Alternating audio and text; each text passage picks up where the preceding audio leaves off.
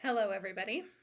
I am here to give you the roundup on what happened with our latest Bite Me TVOD experiment in the spring of 2022. And spoiler alert, it's not great news, which is partly why it's been so long since the last video, but also because I wanted to make sure that we had the full picture before I reported back. But we did learn a lot. So good news, bad news. Okay, so to back up, because it's been a while, just to make sure you have the full picture of the journey. So to begin with, TVOD, for those of you who haven't been following, is transactional video on demand. So that refers to anything where an audience member pays directly to rent or buy your movie. So if they pay $2.99 to rent it on Amazon, or they pay $9.99 to buy it on iTunes, all of that is TVOD. Distinct from SVOD, which is subscription video on demand, which is where audiences are paying a monthly subscription fee, $12.99 for Netflix, and they can watch any movie. So they're not paying directly to watch your movie, they're just paying for content and then they can watch anything for free. So TVOD is important for independent film because it's not a gatekeepered revenue stream in the same way. So the streamers just decide how much they're going to pay for your movie, which we're going to get to later in this video, based on however they think it's going to work with the algorithm, how much buzz it has in the industry. The top film festivals play very heavily into that part of it. But TVOD is sort of one of the last, was formerly one of the last remaining revenue sources, which is what I call a democratic revenue source, meaning that how much money you make is in direct correlation to how many people watch your movie, right? Because the more people who rent or buy my movie, the more we make. There's a direct correlation there. Same with movie theater tickets. There's a direct correlation between sales and revenue. So the point being that if you build a really big audience, you make a proportionate amount more money, which is different than, say, Netflix, where if they decide to pay me $10,000 for a 2-year license of my movie, which is a real number we've been hearing that people are getting for independent films, $10,000. So they pay me $10,000. They have global rights on my film for 2 years. And it could become the biggest thing that Netflix has ever had. More people could watch it than anything else on Netflix. And that has no bearing on how much money I make because I still have my $10,000. And worse, with Netflix and these big streamers, their data is a black box. So you wouldn't even know how many people had watched your film. You still have $10,000, and at the end of that 2 years, they could just come back to you and say, well, we'd like to pay $10,000 for another 2 years for your film. And because you have no information, they have all the evidence, they have all the data. Again, even if it's become the biggest thing that Netflix has ever had, you can basically say yes or no, but there's no direct correlation between viewership and revenue. So TVOD has been very important as a lever to make sure that independent films can break out.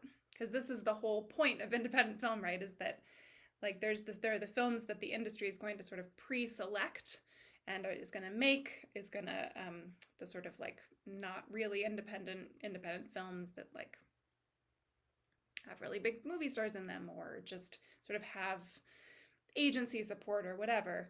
But the whole point of an independent film sector is that voices that wouldn't be selected by that Hollywood system necessarily can make a film, can scrap it together, and can still break out, right? If you can find an audience. That's the whole point of independent film, is that if you can find an audience, then you can hopefully make money and make it sustainable and then make your next film. So that's why we need independent film, because it helps those voices that audiences want but that the industry wouldn't pick thrive. So here's the problem. So cycling back again, for those of you who either haven't been following the journey or need a little refresher. So our first experiment with TVOD was during the Joyful Vampire Tour of America back in the summer of 2019. So our revenue model that summer was based on, we did this 51 screening tour over 90 days in an RV, and there was a certain amount of money that we could make and that we did make from that tour. So from ticket sales, from merchandise sales, which ended up being a big piece of it, in person, but that was always a capped amount of money. We couldn't make more than X dollars because there are only so many seats in a theater. We could only be in so many cities. And so that part was never going to recoup the money of the film. It just, the math didn't work. And we knew that. But we thought, well, we could use that tour not only to make the money that we can make from that, but also to drive TVOD sales and rentals. You like use the publicity, use the web series that is on this channel that Kiwi Callahan made to drive online sales, and that combination could potentially scale enough to make back revenue. And we did so much research and like we had the data, we tested our Facebook click-through rate, which was very high. We like, this was not some harebrained scheme. This was like a very well-researched model that we were going to try. And who knows what would have happened, but what did happen is that summer of 2019, TVOD sales for the whole film industry went down 50%. So the whole revenue of all TVOD sales went down 50% that summer, and then subsequently went down another 50%. So basically TVOD cratered, largely starting that summer. And the reason for that is that we sort of hit this point of singularity where Netflix and the other streamers had trained audiences into a model of consuming where they expected to be able to pay, at that time, I think it was $9.99 for unlimited a month for unlimited content. And so people had reached the point where they're paying for Netflix, they're paying for Amazon Prime, they're paying for Hulu, they were paying for enough subscription streaming platforms, and it felt like, well, I will never run out of content to watch on this stuff. So the threshold to get people to pay even $2.99 to rent a film that wasn't on one of those platforms had become too high to be viable for almost anything other than like tentpole movies. Maybe at that time, films that had won Oscars, right? So like, and maybe you notice this in your own behavior, like what will you actually pay $2.99, which isn't that much money, but just psychologically, it's like, well, I'm already paying for these other things. Why would I pay for a film that isn't on one of these platforms? Also, I think audiences don't understand the degree to which these streamers are exploiting artists, and to the extent to which artists are actually subsidizing keeping those subscription costs lower, because as I said, they might pay $10,000 for a film that has cost hundreds of thousands of dollars to make. I'm writing, that's my next book. I'm working on a book about this. So that's part of it, is audience understanding. But anyway, this is the reality. So as a result of that, our TVOD play did not work at all. It was catastrophically smaller than what we anticipated. So that was the first thing. So then after that tour, we were trying to figure out, okay, well, what's the next play here? And we were talking to people, and basically the consensus was, okay, it no longer, this TVOD is over in terms of the general population. Most people will not pay $2.99 to rent a film. Therefore, it doesn't work to market to the general population for TVOD sales, because if you imagine, let's just keep the numbers, let's say that there's 100 people in the world that you're marketing to. And of those 100 people, maybe 25% of the people that you reach actually want to see your movie. But now of those, formerly, maybe all of those 25 people would go and pay $2.99 to rent it. And then, so you're marketing to, you're paying to, the cost is to market to 100 people, but 25 of those people pay, and that works out. But with this new TVOD situation, so let's say 25% 25 of the 100 people want to see your film, but of those 25 people, maybe 1 or 2 want to see your film and are the sort of people who will pay $2.99 to rent a film that isn't on a subscription streaming platform. So now you're paying to reach 100 people in marketing dollars, and you're getting 1 or 2 sales off that. That math doesn't work anymore. And this was the consensus.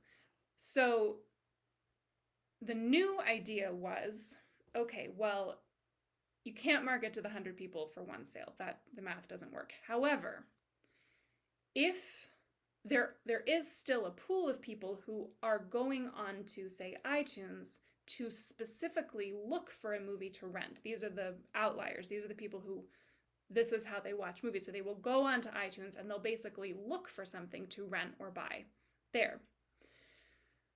And maybe that's a much smaller pool. So maybe that's 10 people out of the general population. However, of those 10 people, if you can be on one of the iTunes recommendation, like when you go to iTunes and they say, okay, these are the top 10 independent films today, the top 10 rom-com films today, this week, whatever.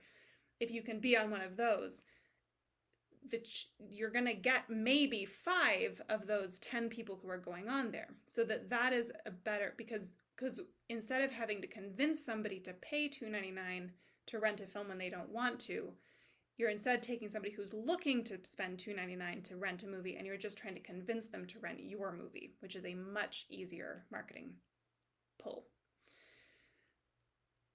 So the consensus was, okay, now the whole game has to be, how do you get on those recommendation lists? And that's like basically the only marketing thing that makes any sense. So this leads us up to the spring of 2022 when we were working with this new distributor. And this has been their whole play. This has become their whole play. And so they were very transparent with us that they were not going to do any marketing to the general public, but that they would help us get placement on the TVOD platforms. And iTunes is sort of the most important one of these because they track pre-sales. So there is a gatekeeper aspect to the placement on most platforms. So of course they're going to place the studio films because they have relationships with the studios. Of course they're going to place their own content, whatever they're making. But the key difference with iTunes is that they allow for pre-orders. So with iTunes, you can basically convince them that your film is going to sell enough that it is worth them pushing it. And the way you convince them is through pre-orders. Okay, so now our whole strategy became about how do we get enough pre-orders to convince iTunes to give us placement. And with the idea being that you can get an X number of pre-orders, but if you can get placement, that is going to result in exponential sales because of this 10 people, 5 of those people equation I explained. So the idea being that you put all of your work into pre-sales to get the placement, and then it becomes a self-perpetuating sales situation. Okay, so we worked our tushies off to get enough pre-sales, and our distributor had told us like around 400 pre-orders, you're golden in terms of getting the placement, because that's a really high number of pre-orders, which I don't know, may sound like a high number of pre-orders to you or not, but apparently like in the realm of film pre-orders, that's a lot. So we, as you may have been involved in or remember, we did a massive effort to get 400 pre-orders. We almost ran it like a crowdfunding campaign. Like we made that goal public. We kept people updated as they bought, and our community was so wonderful. Like they actually, even after we'd marketed this film so many times before, people went and bought it again, or people who hadn't bought it before bought it now. Like, I actually couldn't believe how incredibly generous and engaged you all were yet again on this film. Because going into it, I was honestly like, okay, we've marketed this film, you know, several times now, and you know, we did this big tour before COVID, which now feels like a decade ago because of COVID, and I just didn't know. I thought maybe people would be like, all right, we've purchased this film enough, but that isn't what happened. We had this amazing response. So by the time of our release date, we had those 400 pre-orders, give or take, I don't know, somewhere in the realm of 400 pre-orders, which was miraculous. And our distributor told us at that point, oh my, they were like they were so excited. They were like, this is the second highest number of pre-orders one of our films has ever gotten, which is a really, really big deal because this company has been around for, I think, 10 to 15 years. Their main thing has been TVOD, and at least in the last 10 years, and they release, I don't know, 10 films a month. So second highest ever pre-orders we got.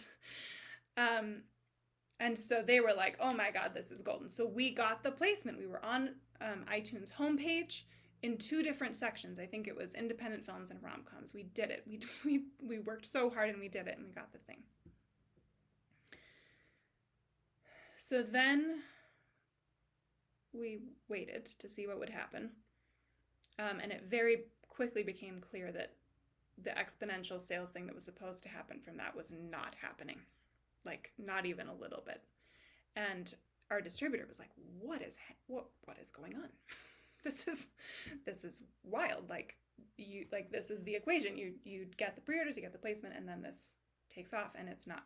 And I mean, they were like going through, they were like, okay, well, like, because our reviews were great. Like, they were like, maybe this would make sense if the film was awful and people saw it and then they didn't like it, and then that fizzled. But they were like the reviews are amazing from this thing, and like this, the key art is great. Like, this isn't. They were completely flummoxed. And so then we began to figure out what was actually going on, which was that. So here's what happened. So Apple, up until January, February, the main place you would rent or buy a movie from through Apple was on iTunes. Whether you were on your computer, whether you were on your phone, whatever, it was that app. In January and February, as you may have started noticing, they began pulling people, like forcing people over to the TV app. So even if you don't have an Apple TV physically, they have this new app called TV that you can get on your computer, your phone, and they began migrating people over there. So for instance, by February, I could no longer buy or rent movies at all on iTunes. Like, that option went away. I could only now purchase them through TV or rent them through the TV app. What was very confusing about this is that it wasn't across the board, and it wasn't on the same timing. Like, this made the pre-sales period really hard because people would be like, my link isn't working for iTunes, and we'd be like, okay, we'll try Apple TV, and it was very confusing. Some people could buy it in iTunes, some people could only buy it in TV, some people were having a hard time buying it at all. So we were caught in the middle of this migration, in spite of which we still got the second highest pre-sales ever for this distribution company. So we overcame that barrier. However, by the time the film actually came out, that migration over to the TV app was mostly complete. So at that point, if I'm one of these 10 people who's going to look for a movie to buy or rent, I am now on the TV app. And it turns out that Apple made the decision that iTunes, that the placement game they'd been playing with independent films with iTunes, whereby a truly independent film could basically convince them that it was viable enough to get up into the algorithm and the ratings, they decided that they were no longer going to do that for the TV app. Now, they didn't tell anyone this, but this is what we eventually figured out. So on the TV app, they don't care. It doesn't matter if you have a boatload of pre-sales. They're only recommending their own content or studio content. So the placement we got on iTunes, we did not get on the TV app. And by that point, of the 10 people who are going to the apps to find the content, maybe one of them was left on iTunes per every 10 people, and the other 9 were on Apple TVs, and they weren't seeing the recommendation that we'd worked so hard to get. So it was pretty devastating. So of the first quarter of this year, which probably represents the most TVOD sales we'll have, because typically that's true, we sold or rented, although I think mostly sold, 517 copies of the movie, and made gross revenue after the TVOD platforms took their cut, but before the distributor. Our gross revenues receipts were $3,644, which frankly is nothing to sneeze at. However, obviously does not go a large way at all towards recouping the cost of a movie. And on top of that, our distributor has a $5,000 marketing spend, which we knew about, that comes out off the top. So of that whole thing, we have made $0 ourselves from that, which is really tough. It's really tough. And I have to be honest that this one kicked me in the teeth. And I think the most devastating aspect of it was not the outcome, and not even how hard we worked and the outcome, but the fact that we worked hard and we succeeded. Like, we didn't just work hard and we failed. That would be hard, but in a if I could look back and say, oh, well, if we'd just done X, Y, and Z, at least there's a lesson there, and at least it's like, okay, well, we messed up or something. But that's not what happened. We worked super hard and we did the thing. We succeeded at the thing, much like our first thing with TVOD. Like, we did it all right. And then this one decision, this one case of bad timing, now 2 cases of very bad timing, by this corporation, and just it doesn't matter. So it's pretty rough.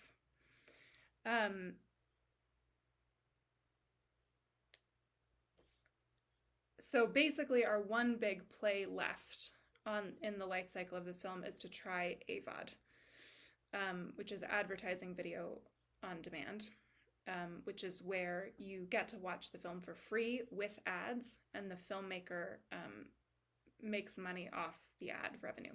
Now you're making fractions of pennies per minute watched.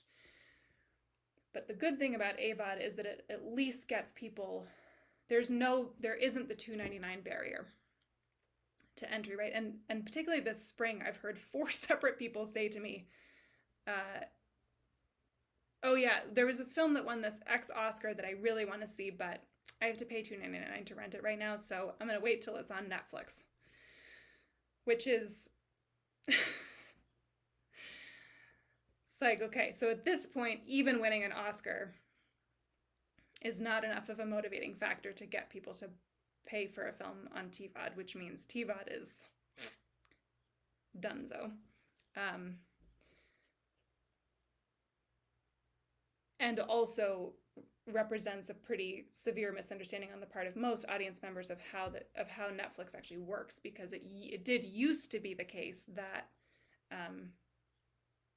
a film, like in the early days of Netflix, the only way they could get films was to let them do a TVOD run first and a theatrical run, and then they would go on Netflix. And so people still have the sense that that's how it works, but it isn't. Now Netflix won't touch films that have already been out on TVOD. Anyway, So the good thing about AVOD is that even if you're already paying for these other subscription services over here, it's like, hey, you can watch this film for free over here. So what's that to them, right? And it kind of gets people over the hurdle of we've all seen so many bad films on the subscription platforms that I think there's also a feeling of like, there's so many bad films out there that I've run into that I don't want to pay $2.99 for a film that I might find out in the first 10 minutes is really bad, right? And that hurts independent films disproportionately because there isn't that validation factor of, oh, I recognize that actor and therefore I trust that this is probably going to be a good film. It's like, this could just be a horrible film. So at least with AVOD, you can check out the first 5 to 10 minutes for free and see if you like it. So it gets people through that barrier entry. So we're going to work with this distribution company again on that release. And to be clear, this is not this distribution company's fault, what happened. I've worked with bad distribution companies in the past. I've worked with dishonest people. That does not describe Under the Milky Way. They're honest. They're transparent. They've been super available to like figure this all out with us. It is a larger market force that was not their fault. I want to be clear about that. But anyway, so we're going to work with them again. We're going to try another big push for an AVOD release in October around Halloween. And see. A lot of people feel like AVOD's sort of the next savior of the film industry. It could be, of independent film, it could be. It could also be a flash in the pan. It's pretty hard to tell how much money people are actually making. Like, I've had a lot of filmmakers say, oh, I'm making a bunch of money on AVOD, but then I've been like, okay, well, how much? And it's hard to say because like, you could reasonably say, well, I'm making $3,644 on AVOD, and that could seem really great. So I don't know, but that's going to be the next thing we'll try. We'll certainly bring you along on that journey. As we get into that, as we find out what happens, but that's the report from the front right now. One thing I did want to add into this is a lot of people have been asking me in podcast interviews and just in class and everything, like, okay, having all of this really devastating information about the state of distribution, how am I thinking about my next films? And my answer is that I think we are at this moment in time where the middle class film is dead, by which I mean, I don't think Liz Manischel and I, who's wonderful, are working on collaborating on an article right now that we're hoping to publish later this summer or in the early fall about the actual state of revenue for indie films, for like true indie films, again, not Sundance films, but like actual indie films. And we're pretty sure that the absolute best case scenario for an independent film, like if you do really like as well as it is possible to do across every revenue stream, like TVOD, AVOD, SVOD, airlines, cruise ships, educational tour, like if you get everything, we think the most that you can probably make is about $80,000, which is not what it costs to make a movie. I mean, I did make a movie for $80,000, but the thing is, it seems like, again, this is the best case scenario. It seems like you probably have to make a film that costs more than $80,000 to get to that $80,000. So there's this greater chasm than ever. We're in a winner takes all revenues model right now. And so basically the only two viable pathways at the moment are either basically not being a true independent film, right? Like going through getting the right cast, working with the agencies, like this whole like very of the system thing, or making films that are so cheap and so like $50,000 that it doesn't matter that much if you don't make your movie and money back, and it does matter if you make your movie. It doesn't matter that much if you make your money back or not, and you are in fact more likely to make back a proportion of your budget, at least if not the whole thing, because they're so cheap. So I think at the moment those are the two viable pathways. So I am working on 2 films right now that are going down each of those paths. So Ham and Castle, we're trying to go the traditional route, like really playing by the rules for the first time in my career.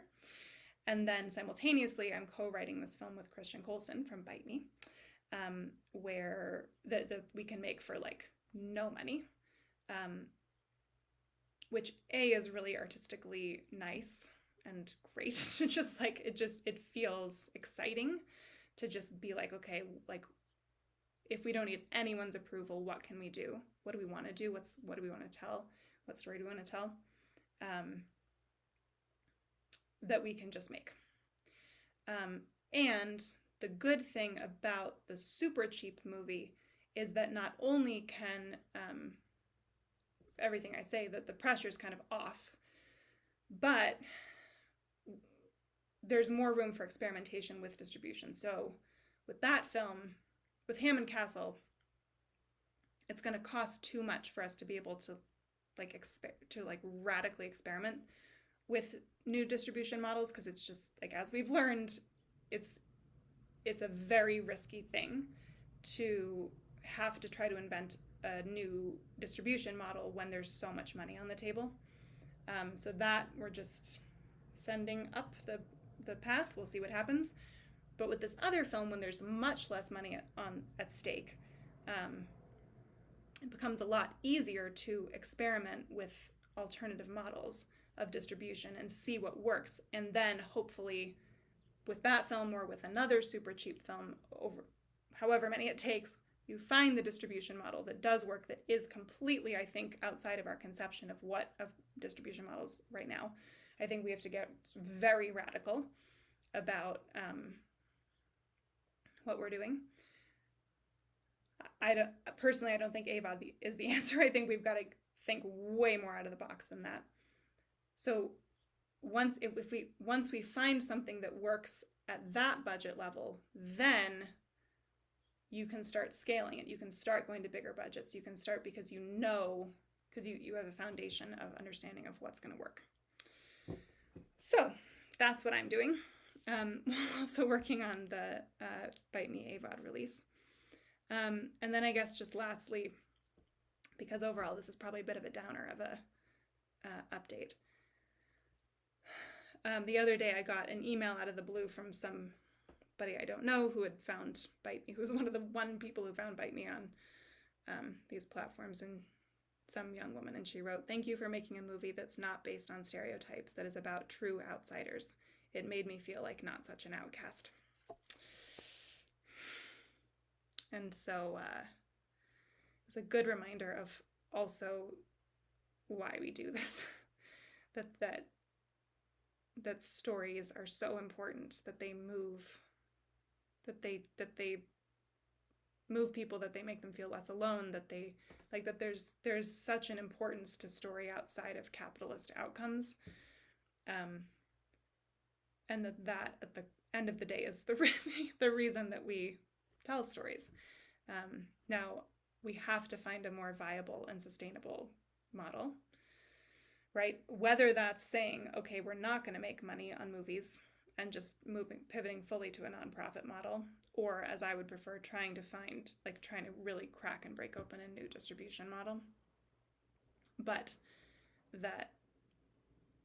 also that if we tell stories that move people at the end of the day, that's a really big win too. Okay, that's the update. Thank you for following on this journey. Please share about your journey. Group experimentation is the only way that we're going to get to an answer here. Thanks for listening, and have a beautiful summer.